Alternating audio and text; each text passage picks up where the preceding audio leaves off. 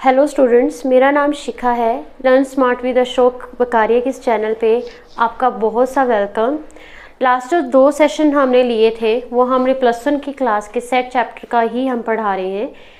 तो हमने वहाँ पे 1.1 ख़त्म करी थी, जैसे कि उसमें हमने सीखा था कि आपका सेट बिल्डर फॉर्म क्या है, रोस्टर फॉर्म क्या है और एक सेट को हम रिप्रेजेंट कैसे करते हैं।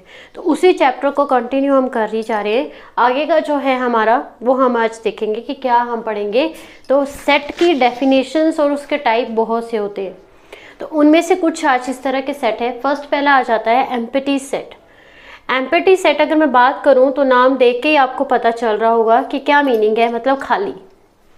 जिस सेट के अंदर कुछ भी नहीं है उस सेट को हम क्या कहते हैं कि एम्प्टी है। ठीक है, अब देखिए पहले इन्होंने हमें बताया है कि ए कोई सेट है and x is a student of the class 11th presently studying in A school.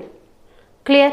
तो ये जो फॉर्म हमें दे रखी है ये एक सेट बिल्डर फॉर्म है कि आपके पास में एक्स कोई स्टूडेंट है और वो +1 क्लास का है और वो पढ़ने के लिए स्कूल में क्या है, प्रेजेंट है। क्लियर? तो we can go to the school and count the number of the student presently studying in the class number +1 in the school. Does the set contain a finite number of the element? Which means कि आप क्या करोगे कि आप जाओगे school में आप देखोगे कि +1 की क्लास में कितने बच्चे पढ़ने के लिए आए हैं, तो क्या आप उसको काउंट कर सकते हैं?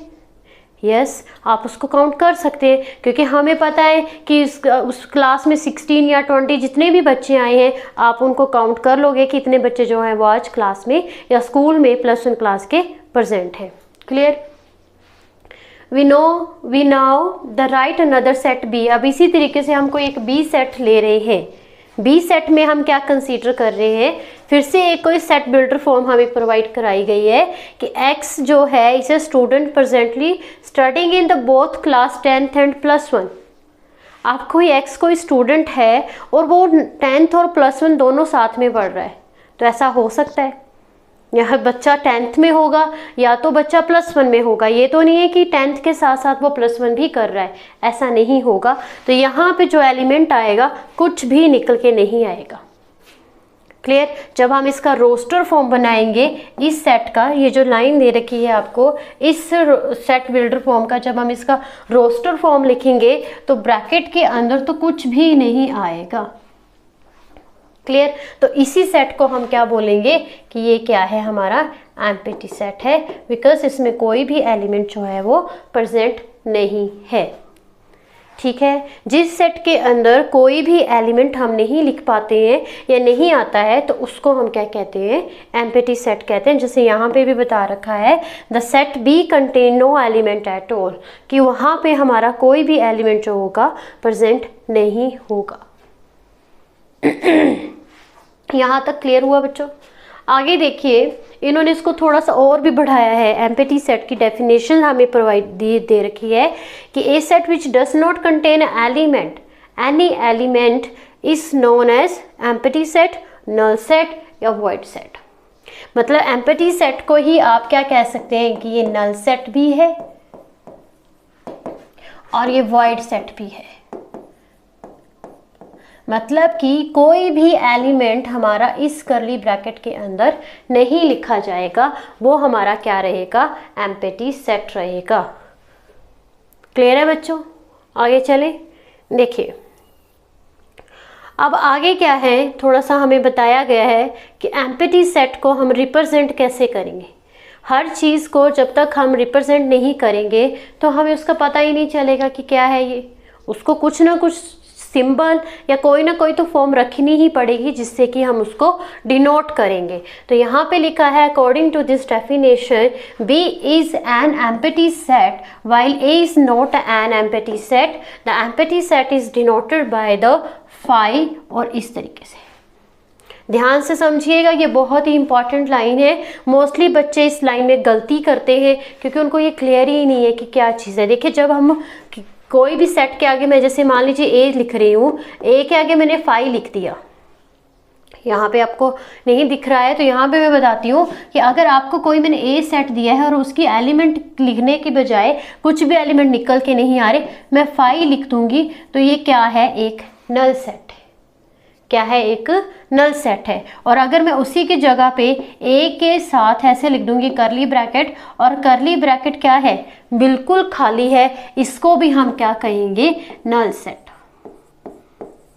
यहां तक समझ में आया बेटा कि नल सेट क्या है, कि जब हम उसको फाई से डिनोट करेंगे विच मीन्स कि नल सेट है, और जब हम करली ब्रैकेट लगाएंगे और बीच में कुछ भी नहीं लिखेंगे, बीच में कुछ भी नहीं लिखेंगे, तो वो हमारे पास में क्या रहेगा, नल सेट रहेगा। अब सपोज करें कि मैंने जैसे ये ब्रैकेट ली है, करली ब्रैकेट के अंदर मैंने लिख दिया कोमा, करली ब्रैकेट के अंदर मैंने क्या लिख दिया, कोमा, तो क्या ये एक एम्प्टी सेट है, नल सेट है? जब मैंने करली ब्रैकेट के अंदर ये कोमा लिख दिया है, तो क्या ये एक एम्प्टी सेट है? नहीं। ये एम्प्टी सेट कैसे हुआ, ये नल सेट नहीं होगा, null set, not null set, okay. ये नल सेट नहीं होगा क्योंकि कोमा एज ए एलिमेंट काम करेगा। कोमा खैर कोई एलिमेंट तो नहीं है, फॉर एग्जाम्पल के लिए मैंने दे रखा है, बट कोमा भी लग जाएगा अगर किसी करली ब्रैकेट के अंदर, तब भी वो एम्प्टी सेट नहीं कहा जा सकता उसको, वो कोई ना कोई एलिमेंट उसके अंदर है। कई ज़्यादा बच्चे क्या करते हैं कि उनको याद रहता है कि यार फाई तो हमारा नल सेट है, लेकिन वो करली ब्रैकेट के अंदर फाई लिख के आ जाते हैं। जब हम करली ब्रैकेट के अंदर कुछ भी लिख देते हैं तो वो एम्प्टी सेट नहीं रहता है। तो क्या ये एम्प्टी सेट है? नहीं, क्योंकि करली ब्रैकेट के अंदर मैंने क्या लिख दिया है, फाई लिख दिया है। जब मैंने इसके अंदर फाई लिख दिया है, मतलब कि ये हमारा नल सेट नहीं है, वॉइड सेट नहीं है। वॉइड सेट लिखने के लिए अकेली करली ब्रैकेट लगती है या फिर उसको फाई से लिखा जाता है। आई होप मैंने यहाँ तक आपको ये क्लियर करा दिया होगा कि नल सेट क्या है, वॉइड सेट क्या है और आपका एम्प्टी सेट क्या है। ये तीनों के तीनों क्या हैं, सेम है, सभी एक ही चीज़ें, उनके नाम अलग अलग है। नेक्स्ट देखिए, अब हमारे पास में एक एग्जाम्पल इन्होंने एक तौर पे दिया है कि एम्प्टी सेट को आप अच्छे से उसको अंडरस्टैंड कर पाएँ। तो क्या कहता है,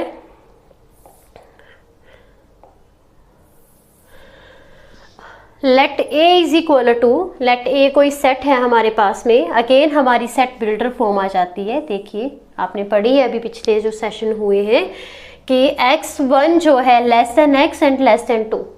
सोचिए अब x जो है आपका वो हमारा क्या है, 1 से छोटा है, सॉरी 1 से बड़ा है, और x जो है वो आपका 2 से छोटा है, मीन्स कि इन दोनों के बीच में आ रहा है। अगर आपको ये भी समझ में नहीं आ रहा है तो मैं आपको करके बताती हूँ।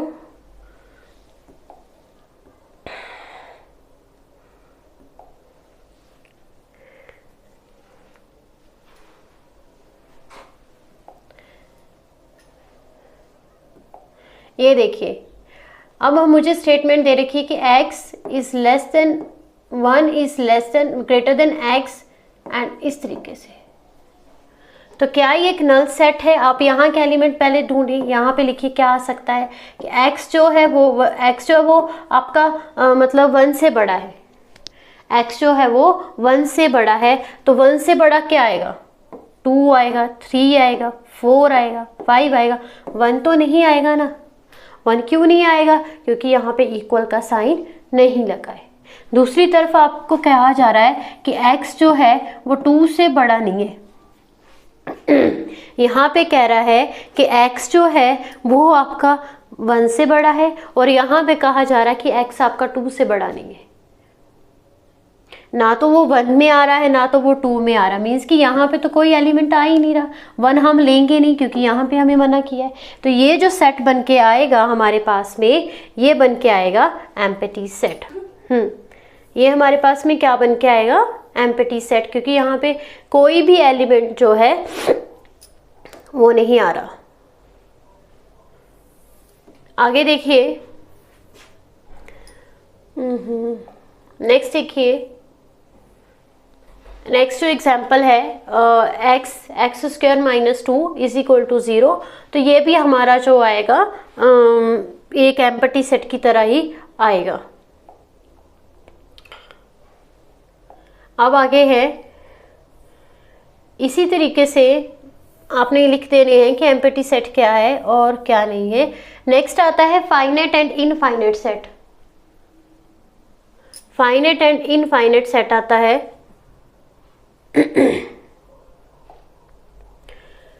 ओके। फाइनाइट सेट वो वाले सेट होते हैं जिनको हम काउंट कर सकते हैं। फाइनाइट सेट हमारे वो सेट होते हैं जिनको हम काउंट कर सकते हैं, जिनको हम काउंट कर सकते हैं। जैसे कि पिछला अभी आपने एग्जाम्पल एक दिखा है कि अगर +1 की क्लास की मैं बात करूं तो पूरे स्कूल में कितने बच्चे जो +1 क्लास में पढ़ते हैं तो उसको आप काउंट कर सकते हैं, तो वो क्या है, फाइनाइट है। ठीक है। इनफाइनाइट में क्या आ जाएगा, जिसकी गिनती ना खत्म हो। जैसे कि आप क्या आ जाएंगे कि ऑल नेचुरल नंबर, ठीक है, all even number, all odd number, तो वो अप टू इन्फिनिटी तक चलते हैं, जिसको हम इन्फिनिटी कहते हैं कि ये इसका कोई अंत ही नहीं है, इसका कोई अंत ही नहीं है, ये चला जा रहा है। और जो फाइनाइट होता है उसको हम क्या कहते हैं, ये काउंटेबल होता है, ये काउंट हम इसको कर सकते हैं कि 1 2 6 6 2 5 जितना भी है उसको हम काउंट कर सकते हैं। क्लियर। नेक्स्ट देखिए बच्चों, जैसे यहाँ पे एक इन्होंने एग्जाम्पल भी हमें दे रखा है कि इन विच ए इज इक्वल टू 1 2 3 4 5, तो इसको हम काउंट कर सकते हैं कि ए सेट के अंदर आपके 5 एलिमेंट आ रहे हैं और बी के अंदर आपका A B C D E जी, तो इसके अंदर आपके 6 एलिमेंट आ रहे हैं, तो ये फाइनाइट सेट है। अब इनफाइनाइट सेट क्या है, the man living presently in different part of the world, क्या उसको हम काउंट कर सकते हैं, कर तो नहीं सकते, थोड़ा सा मुश्किल रहेगा, और बहुत से हैं, कितने कर काउंट कर लोगे आप, तो वो हमारा इन्फिनिटी तक जाएगा, उसको हम बोलेंगे ये क्या है, आपका इनफाइनाइट सेट है। क्लियर। नेचुरल नंबर हो गए आपके, जो अभी मैंने एग्जांपल बताया, इवन ओड नंबर्स हो गए, ऑल द ओड नंबर्स या all the even numbers, these are the infinite set के अंदर वो आते हैं, और उसको हम रोस्टर फॉर्म में डिस्क्राइब नहीं कर सकते इनफाइनाइट सेट को। इनफाइनाइट सेट को ये नहीं है कि हम उसको काउंट नहीं कर सकते, काउंट हम उसको कर सकते हैं, कर नहीं कर सकते, पर ये कि उसका अंत नहीं है, वो अप टू इन्फिनिटी तक जा रहे हैं, उसके बीच में कितने एलिमेंट्स हैं वो बताना बड़ा ही मुश्किल है, कि रुक ही नहीं रहे हैं। तो इसीलिए यहीं पे बोला गया है कि जो हमारा इनफाइनाइट सेट है उसको हम रोस्टर फॉर्म में डिस्क्राइब कभी नहीं कर सकते। कर सकते हो आप, नहीं कर सकते हो। अब यहाँ पे ये देखिए कि 1 2 3 एंड सो ऑन का सिंबल लगा के उन्होंने आगे इसको बढ़ा दिया है, ये set of the all the natural numbers है, तो दिस इज इनफाइनाइट है। फाइनाइट कब होगा, जब मैं इसको 1 2 3 4 तक लिख दूंगी, मुझे पता है ये नेचुरल नंबर है एंड लेस देन 5 है। क्लियर। आगे है the fourth example, the set of the real numbers can not be describe in the form of the set because the element of this set do not follow any particular pattern. Obvious सी बात है कि real number कोई particular pattern ही follow कर रहा, जैसे ए के बाद बी आएगा, बी के बाद सी आएगा, सी के बाद डी आएगा, तो ये पैटर्न है। जैसे आपका ऑल द नेचुरल नंबर्स है तो सीक्वेंस में आएंगे 1 2 3 4 5 इस तरीके से, उसको कह रहा है कि उस पैटर्न को ये फॉलो नहीं करता, जिसकी वजह से इसको भी हम उसी के अंदर इंक्लूड करेंगे। नेक्स्ट देखिए, कुछ एग्जाम्पल इन्होंने हमें बता रखे हैं कि बताइए कि फाइनाइट है या इनफाइनाइट है। क्लियर। ये देखिए,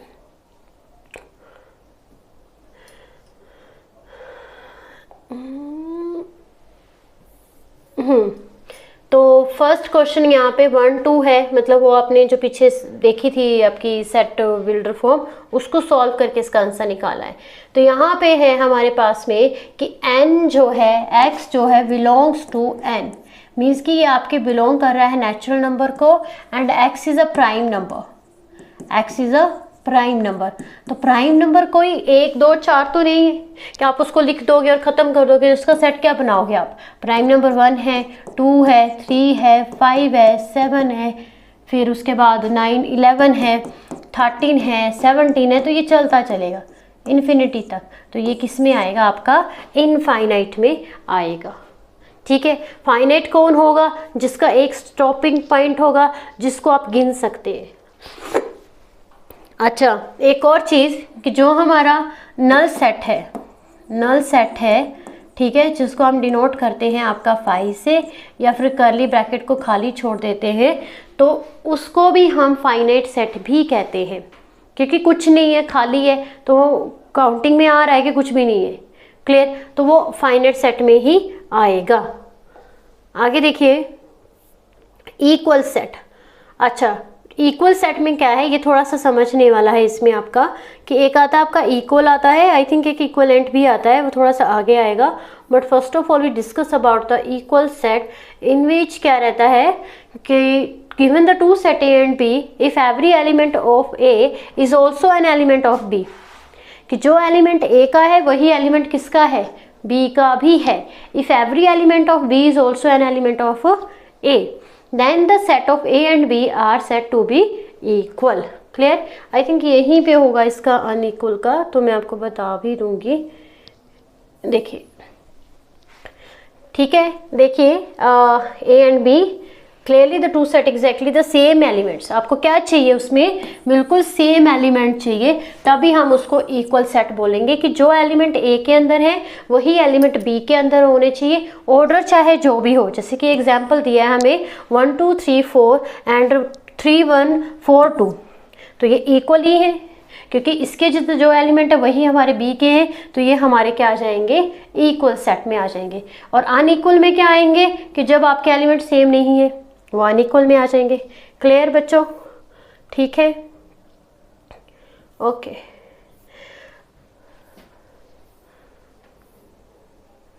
एग्जाम्पल, ठीक है, थोड़ा सा। अब हमारे पास में कुछ इसके एग्जाम्पल्स दे रखे हैं कि इक्वल है या नहीं है, उसको आपने बताना है। एक तो उन्होंने सेट बिल्डर फॉर्म दे रखी है, और कहीं कहीं आपकी रोस्टर फॉर्म दे रखी है। क्लियर, अब यहाँ पे बताना है कि find the pair of the equal set if any given region. तो पेयर ढूंढने जी आपको।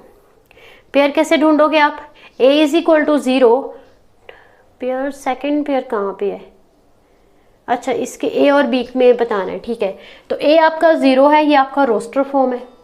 बी में क्या है कि आपका क्या आएगा 15 एंड x 5।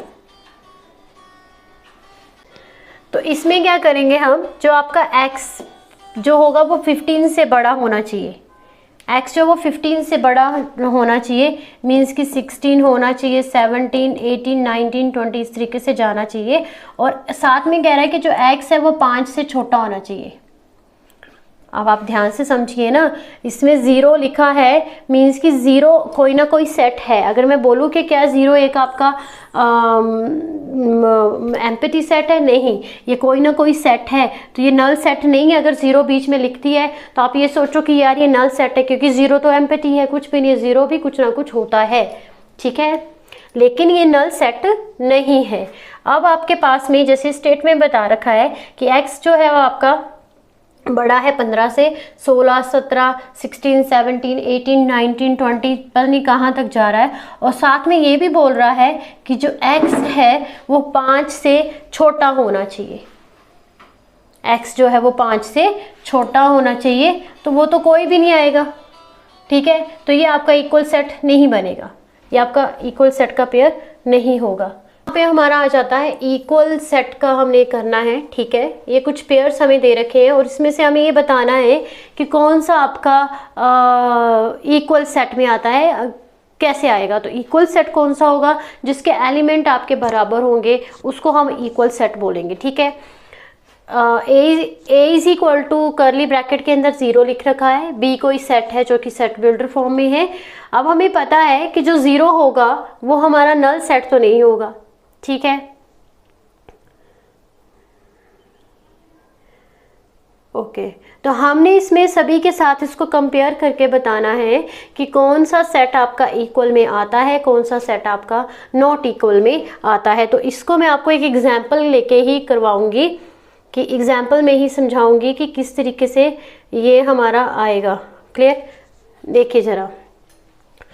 तो मान लीजिए कि कोई भी सेट है,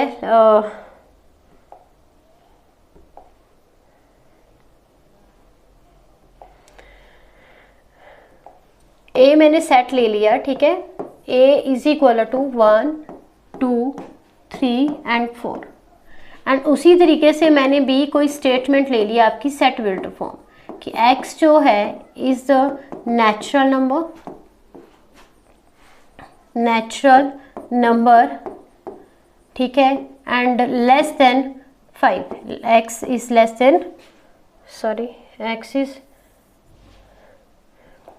देन 5, मतलब 5 से छोटा।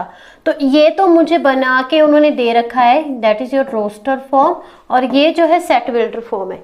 इसको मैं रोस्टर फॉर्म में लिखूंगी देन 1 2 3 एंड 4। तो क्या ए एंड बी आपके इक्वल सेट है?